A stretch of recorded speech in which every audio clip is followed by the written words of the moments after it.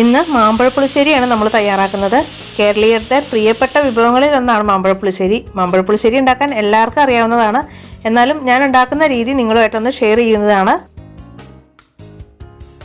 അപ്പോൾ നമുക്ക് മാമ്പഴ പുളിശ്ശേരി ഉണ്ടാക്കാം.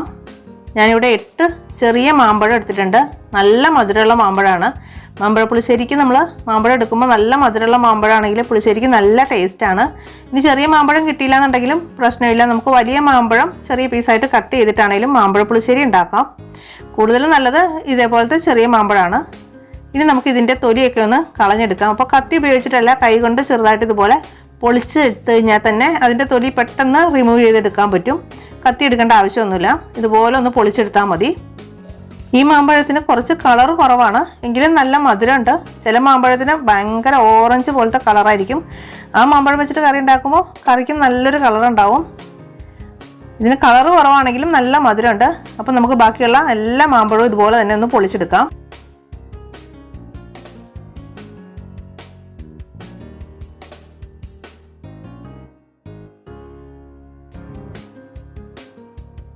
അപ്പം നമ്മൾ മാമ്പഴമൊക്കെ പൊളിച്ച് ഇതുപോലെ എല്ലാം റെഡിയാക്കി എടുത്തിട്ടുണ്ട്. 8 മാമ്പഴവും തൊലി കളഞ്ഞ് മാറ്റി വെച്ചിട്ടുണ്ട്. ഇനി എന്താ ചെയ്യാന്ന് വെച്ചാൽ, ഈ മാമ്പഴത്തിൻ്റെ തൊലിയിലേക്ക് 1/2 കപ്പ് വെള്ളം ഒഴിച്ചു കൊടുക്കുക. എന്നിട്ട് നന്നായിട്ട് കൈ കൊണ്ടൊന്ന് ഞെരടി പിഴിയണം. മാമ്പഴത്തിൻ്റെ തൊലിയിലുള്ള മുഴുവൻ ജ്യൂസും നമുക്ക് നന്നായിട്ട് ഞെരടി എടുക്കണം. ഈ ജ്യൂസ് നമ്മൾ മാമ്പഴം വേവിക്കുമ്പോൾ ചേർത്ത് കഴിഞ്ഞാൽ നമ്മുടെ പുളിശ്ശേരിക്ക് നല്ല സ്വാദാണ്. നന്നായിട്ട് ഞെരടിയിട്ട് ഇതുപോലെ കൈ വെച്ചിട്ടൊന്ന് പിഴിഞ്ഞെടുക്കണം. അപ്പോൾ ഈ തൊലി നമുക്കിനി കളയാം. അപ്പോൾ ഇത്രയും ജ്യൂസ് കിട്ടിയിട്ടുണ്ട്. ഇനി നമുക്കിത് മാമ്പഴത്തിലേക്ക് ഒഴിച്ചു കൊടുക്കാം. ഇപ്പോൾ വെറുതെ വെള്ളം ഒഴിച്ച് വേവിക്കുന്നതിനേക്കാളും കുറച്ചുകൂടെ നല്ല ടേസ്റ്റാണ് ഈ ജ്യൂസ് കൂടി ചേർത്ത് വേവിക്കുമ്പോൾ. അപ്പോൾ ഈ രീതിക്ക് നിങ്ങൾ ട്രൈ ചെയ്തിട്ടില്ലെങ്കിൽ ഒന്ന് ട്രൈ ചെയ്ത് നോക്കൂ കേട്ടോ. ഇനി ഞാൻ എടുത്തിരിക്കുന്നത് കാന്താരി മുളകാണ്. ഒരു 8-10 കാന്താരി മുളക് എടുത്തിട്ടുണ്ട്. കാന്താരി മുളക് ഇല്ലെങ്കിലും കുഴപ്പമില്ല, നല്ല എരിവുള്ള 6-7 പച്ചമുളക് എടുത്താലും മതി.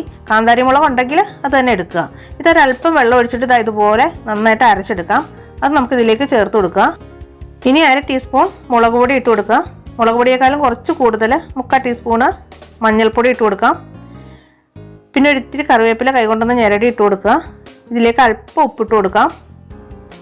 നന്നായിട്ടൊന്ന് മിക്സാക്കി കൊടുക്കുക. മഞ്ഞൾപ്പൊടിയും മുളക് പൊടിയൊക്കെ നന്നായിട്ടൊന്ന് യോജിക്കുന്ന രീതിയിൽ ഒന്ന് മിക്സാക്കി കൊടുക്കുക.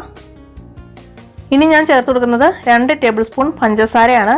പഞ്ചസാരയുടെ അളവ് നമ്മുടെ ഇഷ്ടമനുസരിച്ച് ഇട്ട് കൊടുക്കാം. നമുക്ക് എത്രയാണോ മധുരം വേണ്ടത്, പിന്നെ നമ്മുടെ മാമ്പഴത്തിൻ്റെ മധുരവും നോക്കിയിട്ട് അതനുസരിച്ച് പഞ്ചസാര ഇട്ട് കൊടുക്കുക.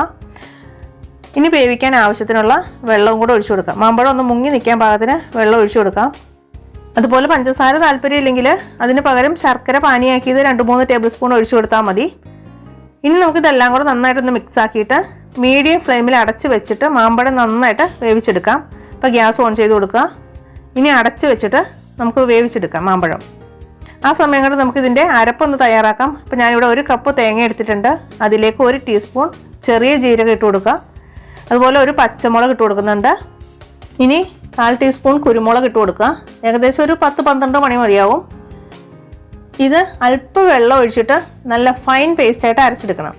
അപ്പോൾ ഈ സമയത്ത് നമ്മൾ മാമ്പഴം ഇടയ്ക്കൊന്ന് ഇളക്കിയിട്ട് കൊടുക്കണം. മാമ്പഴം അടി പിടിക്കരുത്. അപ്പോൾ നന്നായിട്ട് തിളച്ചിട്ടുണ്ട്. മാമ്പഴം അടി പിടിക്കാൻ ചാൻസ് ഉണ്ട് ചട്ടിയിലൊക്കെ ആയതുകൊണ്ട് തന്നെ. അപ്പോൾ നന്നായിട്ട് ഇളക്കി കൊടുക്കുക. മാമ്പഴ പുളിശ്ശേരി ഉണ്ടാക്കുമ്പോൾ ഒന്നുകിൽ ഇതുപോലെ മൺചട്ടിയോ അല്ലെങ്കിൽ കൽച്ചട്ടി ഉണ്ടെങ്കിൽ അതായിരിക്കും കൂടുതൽ നല്ലത്. ഇനി മാമ്പഴത്തിൻ്റെ വെള്ളമൊക്കെ ഏകദേശം ഒന്ന് വറ്റി വരണം. അപ്പോൾ നന്നായിട്ട് ഇതുപോലെ ഇടയ്ക്കൊന്ന് ഇളക്കിയിട്ട് കൊടുക്കുക. അപ്പോൾ അത്യാവശ്യം മാമ്പഴത്തിൻ്റെ വെള്ളമൊക്കെ വറ്റി വന്നിട്ടുണ്ട്. അപ്പോൾ നമ്മുടെ തേങ്ങയുടെ കൂട്ട് ഒട്ടും തന്നെ തരിയില്ലാതെ നല്ല പേസ്റ്റ് രൂപത്തിൽ അരച്ചെടുത്താണ്. ഇതിട്ട് കൊടുത്തിട്ട് നന്നായിട്ട് മിക്സാക്കി കൊടുക്കാം. ഇനി തേങ്ങയുടെ പച്ച ടേസ്റ്റൊക്കെ ഒന്ന് മാറണം. ജീരകത്തിൻ്റെയും കുരുമുളകിൻ്റെയൊക്കെ ആ പച്ച ടേസ്റ്റ് ഒന്ന് മാറട്ടെ. ഒരല്പം വെള്ളവും കൂടെ ഒഴിച്ചു കൊടുക്കാം. മിക്സിയുടെ ജാറിലേക്ക് അല്പം വെള്ളം ഒഴിച്ചിട്ട് അതുകൂടെ ഒഴിച്ചു കൊടുത്താൽ മതി. നന്നായിട്ട് ഇളക്കി കൊടുത്ത് നമുക്ക് തിളപ്പിച്ചെടുക്കാം. ഇനി ഒരു ഇത്തിരി കറിവേപ്പില കൈകൊണ്ടൊന്ന് ഞെരടി ഇട്ട് കൊടുക്കാം. നമ്മുടെ അരപ്പിനും കറിവേപ്പിലയുടെ നല്ല ടേസ്റ്റ് ഉണ്ടാവും. ഇനി ചെറിയ തീയിലിട്ടിട്ട് നന്നായിട്ട് ഇളക്കി കൊടുത്തുകൊണ്ട് നമുക്കിതൊന്ന് തിളപ്പിച്ചെടുക്കണം. അല്ലെങ്കിൽ കറി പിരിഞ്ഞ പോലെ വരും. ഈ തേങ്ങയുടെ പച്ച ടേസ്റ്റൊക്കെ മാറിയിട്ടുണ്ട്. 1/2 ലിറ്റർ തൈര് ഞാൻ കട്ട ഉടച്ചെടുത്തിട്ടുണ്ട്. അത് നമുക്കിതിലേക്ക് ഒഴിച്ചു കൊടുക്കാം.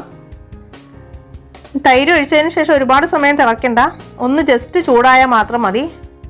അപ്പോൾ ചട്ടിക്ക് നല്ല ചൂടുള്ളത് കൊണ്ട് തന്നെ നന്നായിട്ട് മിക്സാക്കി കൊടുത്താൽ മതി. ഒരല്പം വെള്ളവും കൂടെ ഒഴിച്ചു കൊടുക്കുന്നുണ്ട്. മാമ്പഴ പുളിശ്ശേരി എന്ന് പറഞ്ഞാൽ കുറുക്കുകളൻ്റെ പോലെ അത്ര കുറുകിയിട്ടൊന്നുമല്ല, എന്നാൽ ഒരുപാട് ലൂസും അല്ല ഒരുപാട് കുറുകിയിട്ടും അല്ലാത്തൊരു പരുവത്തിലാണ് നമുക്ക് കറി വേണ്ടത്. അപ്പോൾ നന്നായിട്ട് മിക്സാക്കിയിട്ട് ടേസ്റ്റൊക്കെ നോക്കട്ടെ. എന്തെങ്കിലും കുറവുണ്ടെങ്കിൽ നമുക്ക് ചേർത്ത് കൊടുക്കാം. അപ്പോൾ എനിക്ക് ഇത്തിരി ഉപ്പ് കുറവുണ്ട്, അതുകൂടെ ചേർത്തിട്ട് മധുരമൊക്കെ നല്ല പാകമാണ്, എരിവ് പാകമാണ്. ഉപ്പിൻ്റെ ഇത്തിരി കുറവുണ്ട്, അതുകൂടെ ചേർത്ത് നന്നായിട്ട് മിക്സാക്കി കൊടുക്കാം. നല്ല അടിപൊളി പെർഫെക്റ്റ് ടേസ്റ്റാണ്, എല്ലാം പാകമാണ് കേട്ടോ. ഇനി നമുക്ക് ഗ്യാസ് ഓഫ് ചെയ്ത് കൊടുക്കാം. അപ്പോൾ തൈര് ചേർത്തതിന് ശേഷം ഇതുപോലെ പതഞ്ഞ് വന്നാൽ മതി, തിളയ്ക്കരുത്, അത് പ്രത്യേകം ശ്രദ്ധിക്കുക. തൈര് ചേർത്തിട്ട് തിളച്ച് കഴിഞ്ഞാൽ കറി പിരിഞ്ഞു പോകും, ഒരു ടേസ്റ്റ് ഉണ്ടാവില്ല. ഇനി നമുക്ക് താളിച്ച് ചേർക്കാം.